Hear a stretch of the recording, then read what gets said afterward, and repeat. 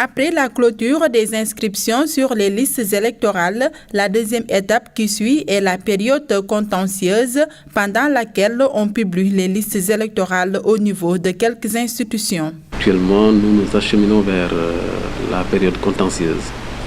C'est ce qu'on appelle le contentieux de la publication des listes électorales. Elle démarrera bientôt, c'est-à-dire le lendemain de l'affichage des procès-verbaux de réception des listes. Déjà, nous avons reçu la liste électorale en version numérique et la version papier suivra. À partir de ce moment, le préfet, les sous-préfets et les maires dresseront des procès-verbaux de réception de ces listes, lesquels seront ensuite affichés à la mairie, à la préfecture et au niveau des sous-préfectures. Parfois, il arrive même que l'électeur ne trouve pas son nom sur les listes électorales. Au cas échéant, il peut saisir le président du tribunal d'instance, à en croire le préfet du département de Ziguinchor.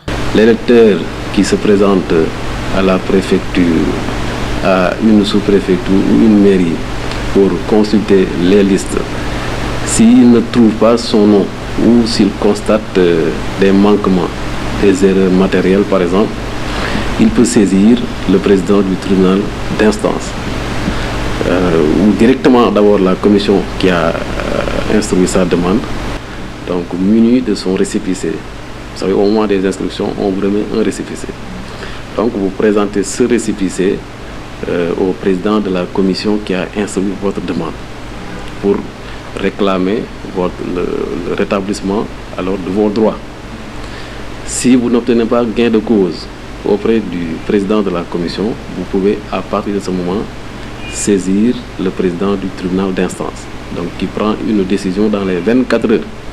Et cette décision est immédiatement exécutoire. Le département de Ziguinchor enregistre 120 480 inscrits qui devront aller aux urnes le 30 juillet 2017 pour les élections législatives.